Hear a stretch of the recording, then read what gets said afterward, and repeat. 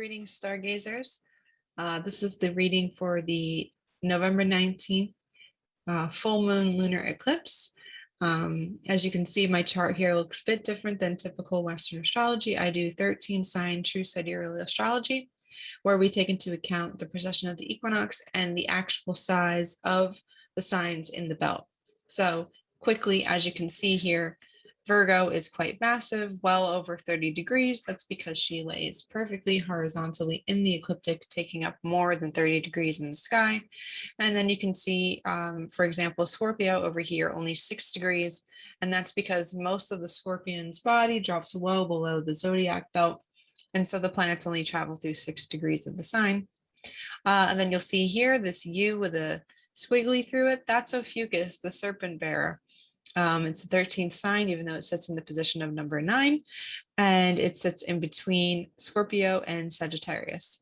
So that is why this chart looks different. If you have any questions, you can message me. We'll love to chat and talk more about it. But for now, we're going to hop right into this full moon lunar eclipse. The full moon is actually sitting at 3 degrees in Taurus, and our sun opposite is in Libra. If you were expecting me to say Scorpio, typically that would be correct in Western astrology, but because the signs are different, the sun is actually currently in the sun Libra, astronomically, in the sign Libra, astronomically. You can look that up and double check that with any astronomical locator, not astrological. Whew, mouthful. Anyway, so Taurus is an earth sign. It is the most grounded of the signs, dealing very strongly with our physical reality. Taurus is ruled by Venus, of love and beauty, and it rules our 5 senses, making Taurus very sensual, not sexual in a sense, sensual. The 5 senses are what we use to navigate our physical reality. We touch, we smell, we taste, all of that stuff. So all of these senses are very important to Taurus. So you may find that your senses are either very sensitive during this window of time, or that you are just drawn to either a particular aroma or a taste for the day. And feel free to indulge in that. Aromatherapy is wonderful. Putting on something nice and soft, putting on pleasant frequencies, all very aligned with Taurus energy. Taurus is also very grounded and reliable. This is a very steady and slow paced sign. The moon's very comfortable in Taurus. It's actually exalted here because the moon is actually the fastest moving planet. And Taurus is the slowest energetic portal in the sky. And so the moon gets a much needed break to move slowly and to really sit in and feel the emotions. So where lunar eclipses are a little chaotic in a sense of you don't know what kind of emotional upheaval can come around, the fact that the moon is sitting in Taurus, a very stable and grounded energy, we kind of have an anchor to feel through this. So this is actually a very comfortable sign, and there's not too many harsh aspects going on with this lunar eclipse. So in regards to Taurus, Taurus rules the 2nd house traditionally. Wherever it falls in your chart is personal to you. But Taurus rules the 2nd house of our values and the material world. So our values are going to be coming up big time. What is important to you? Really feeling into your needs, and also getting real about what you're capable of. Taurus is very resourceful. So we're going to be checking in with ourselves and seeing what can we insource from ourselves, whether that's, growing your own food, or, taking control of your finances, because Taurus is also the financial house. The 2nd house of our material things includes our finances. So Taurus can be a little bit of a hoarder with material things and emotions and really just holding on to things, but in the sense of it's looking for security. So what makes you feel secure? These are the type of questions that are being brought up. Are you self-reliant? Being so close to this Aries window here, you're going to be looking a lot towards self-reliance. So what lunar eclipses do is they speed up energy. they're a catalyst for change. They open this window of time where a lot can happen very quickly. And so being this close to Aries, we're going to be looking to be independent during this time. It's very important to really check in with yourself and see what more can you be doing? How can you take control of your finances? How can you take control of your resources? How can you take control of your life? You don't really want to have, like as an employee, you're not really in charge of what you make. 2020 and the shutdowns, the lockdowns brought a lot of attention to that, the fact that many people don't have control of what they're able to make.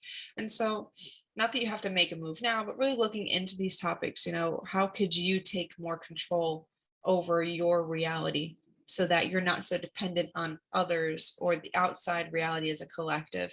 So it's really important to focus on what you're able to insource at this time, what you're capable of, assets that you have, very tangible, very realistic. We're not going to get lost in the mental world of air. We're not going to get too lost in the emotional realm. This is very much a very grounded moon being plugged into real time. Another key feature to this full moon eclipse is that it's conjunct the Pleiades. So the Pleiades is also known as the Seven Sisters. It is a collection of 7 stars in the constellation of Taurus. And the Pleiades are known to have a very strong energy. So some people feel like they're a Pleiadian starseed. Other people feel like they can just channel this energy. And I believe you can channel and tune into any type of planetary energy because energy is the universal language. But aside from that, so the Pleiades, I took a couple notes here. Don't mind me just glancing, make sure I hit them all. So they're the 7 sisters. So it's a very divine feminine energy. So again, Taurus is ruled by Venus, love and beauty, a feminine energy. Bringing in another feminine energy to that is the Pleiades. Feminine energy is intuition, love, creativity, the ebb and flow of life. So we have the moon, Venus, and the Pleiades, a ton of femininity coming in. So this is a very receptive time. This is a time to, again, checking in with ourselves, not so much looking at the external world, checking in with our personal realities. Don't get distracted by what's going on in the outside world. That's going to be moving very quickly. So the Pleiades is associated with building community. This is something I love, building community and living off the land harmoniously.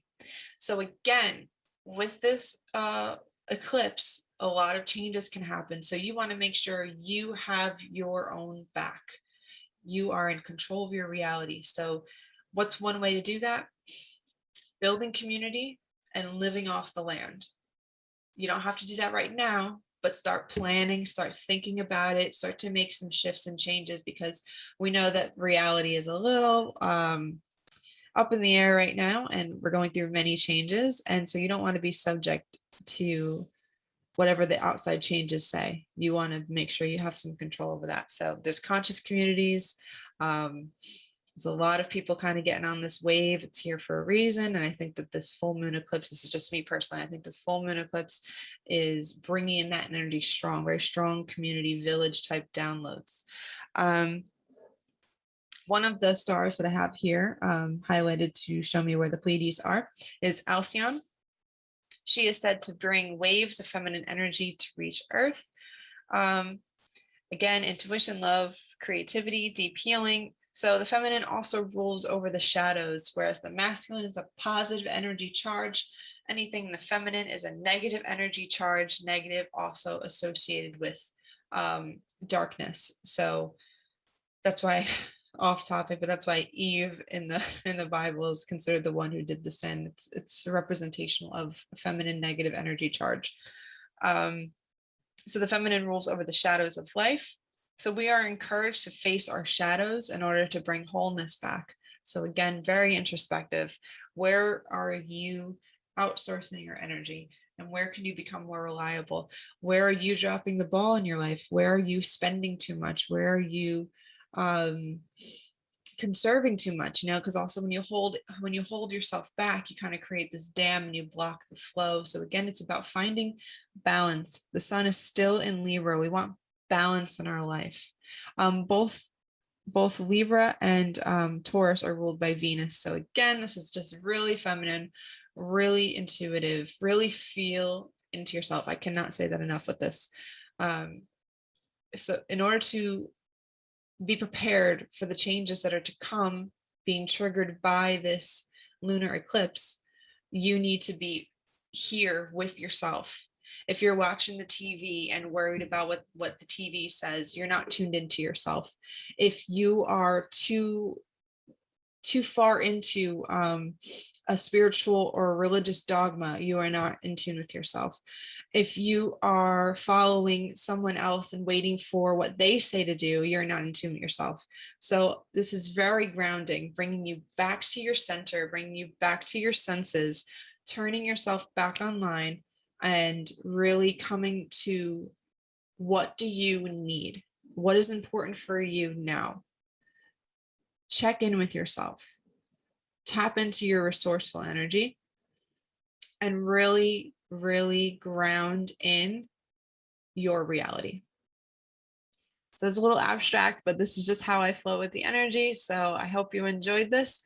This lunar eclipse is, again, for New Jersey and the East Coast where I'm located. It is 3:57 a.m. So again, that's Eastern Standard Time on November 19th. Okay. All right. Have a great day, stargazers.